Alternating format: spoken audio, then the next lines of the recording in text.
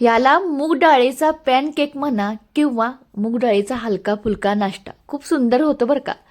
जे diet plan करतात किंवा काय तर त्यांना हलकं फुलकं खायचं असेल, आजारातून उठले असतील किंवा आजारी पडले असतील किंवा आपले नॉर्मल असतील, त्या लोकांनी सुद्धा हा नाश्ता करून खाल्ला तरी चालतं बरं का. खूप छान तयार होतो आणि टेस्टला सुद्धा छान लागतो बरं का. अगदी साधी सिंपल प्रोसेस आहे, ती फॉलो करा आणि हा छान नाश्ता करा. रोज आपण पोहे उपीट खातोच, त्याच्यापेक्षा वेगळं असं आहे आणि पचायला सुद्धा हलका आहे बरं का. अगदी सहज पचलं जातं. हा आहे मूग डाळीचा हलका फुलका पॅनकेक म्हणा किंवा हलका फुलका नाश्ता. तर हे करायचा कसा, तर इथं 5-6 तासा अगोदर मूग डाळ आहे ते स्वच्छ पाण्याने धुवून भिजत घातली होती. त्यामध्ये पाणी आहे बघा भरपूर. भिजत घातलेली ही मूग डाळ आहे ती थोडीशी पाणी कमी करायचं आणि अशीच मिक्सरच्या जारमध्ये घालून घ्यायची. आता पेस्ट करून घ्यायची.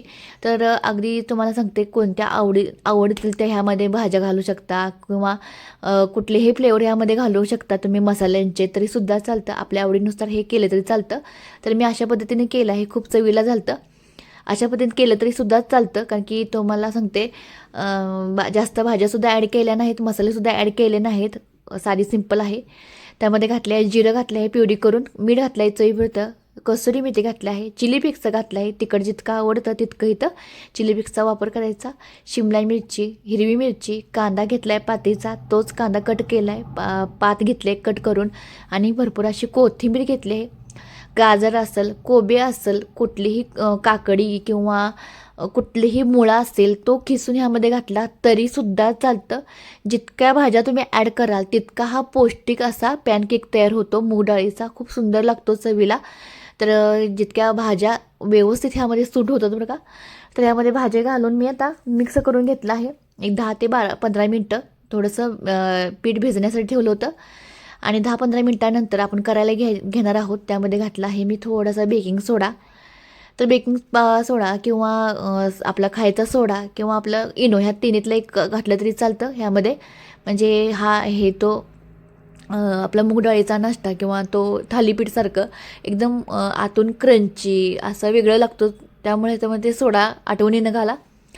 पॅन ठेवला आहे गरम करण्यासाठी, त्यामध्ये घालायचं आता हे बॅटर. थोडंसं तेल घातलं होतं, माझ्याकडे तूप नसल्यामुळं इथं मी तेलाचा वापर केला आहे. शक्यतो तूप असेल तर घरामध्ये तुमच्या हातात तूप घाला, बटरसुद्धा चालतं, सोने पे सुहागाच.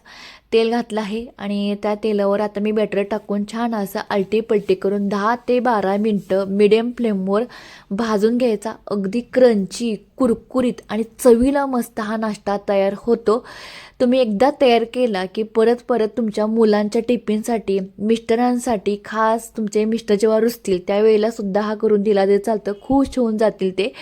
तर त्याच्याबरोबर खाण्यासाठी ग्रीन चटणी, आपली खोबऱ्याची चटणी असं केलं तरी सुद्धा चालतं. एवढा वेळ नव्हता माझ्याकडं, त्यामुळे मी तर शेजवान चटणी घेतली आहे. टमाटर सॉस घेतला तर चालतं किंवा चिंचची जी चटणी असते ती सुद्धा खाल्ली तरी चालते किंवा असं सुद्धा छान लागतं.